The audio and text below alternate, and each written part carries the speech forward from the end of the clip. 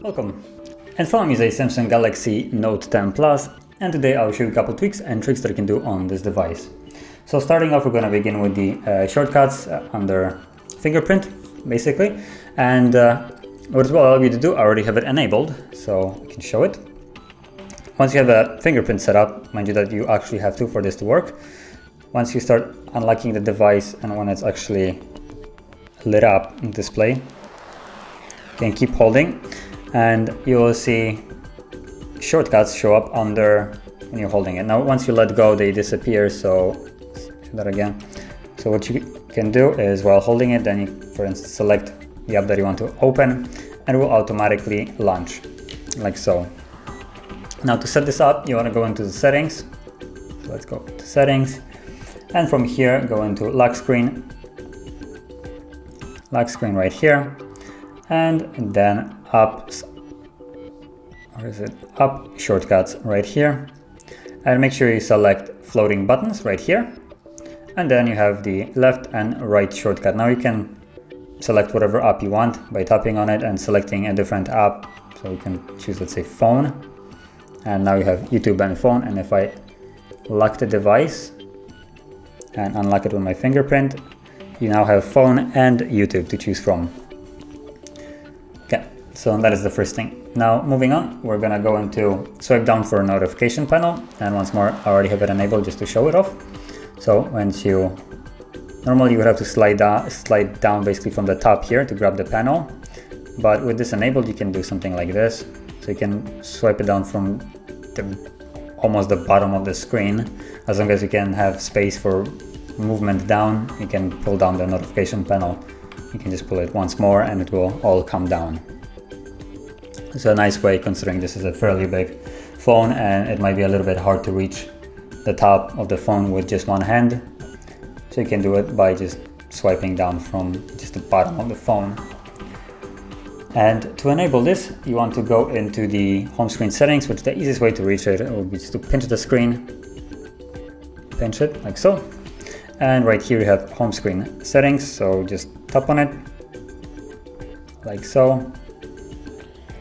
And then sliding down, you should find, where is it? Swipe down for a notification panel. Now make sure this is enabled, and that's basically all it takes. Then you can just keep sliding it down like so. Okay, so moving on, we're gonna go into the apps button, which will allow you to add a button for the right here for the app drawer.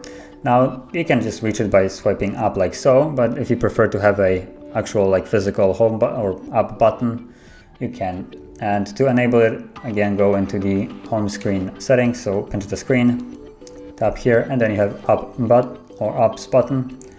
You can enable this, and now once you leave, you'll have the button right here, which you can tap on it and it will launch the app drawer. So, and the last, or not really the last, but another thing associated with the home screen that I want to show is just the grid itself. Now, once you start up the device, the icons are fairly big on it, and it just, in my opinion, looks a little bit funny considering you have such a big display, but it's primarily taken by the gigantic icons. And it's on the home screen and also on the app drawer. In my opinion, they're a little bit too spaced out for such a big device. So to change this, again, pinch the screen, go into home screen settings, and from here you have the two options, home screen grid and app screen grid. You can just tap on it and you'll get a little visual image how it will affect it, and you can just tap on smaller and see how it affects. Once you're satisfied with whatever you have selected, tap on apply. You can immediately see that it has changed. And let's go back. As you can see, the apps in the app drawer are still the same. So to change this, again, go into home screen settings and choose the app screen grid right here and select the same thing. Tap on apply. And now you can see that instead of taking the entire screen, it's taking just one page, or actually like closer to half a page. So that's a fairly nifty thing. And the last thing that I want to show is what I have been using for this entire time, which is the navigation gestures. And what it does, it just creates these 3 little bars instead of having actually like the screen kind of cut off and having the buttons right there. And what it does is allow you just to kind of like swipe on it. You can see it, I can see lift it up in a way, and by mistake I just launched Google. And basically the buttons are still in the same place where the previous ones were. So we have back button right here, home button in the middle, and then the recent on the left. And to enable this, you want to go into, you can actually do it fairly simply on Samsung's. You can just pull down the notification panel, and on one of the pages, I think it's going to be the last one, yep, you have the button right here, navigation bar. And once you tap on this, it will bring up the buttons. Tap on it once more, it will just make it gesture navigation again. And you can also go into the settings by holding it and switching up a couple different things in here. So as you can see, these are the 2 that we're altering between, but you can also, in these gesture, it doesn't really matter, it switches basically the button order. So you can have back button on the other side than you have at the moment by just flipping it over.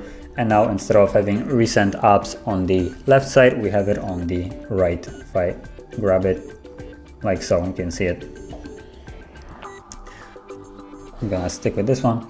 Actually, I'm gonna bring it back. So you can change it to however you like it. And yeah, that is basically all the tweaks and tricks that I want to share with you. And if you found any of them helpful, don't forget to hit like, subscribe, and thanks for watching.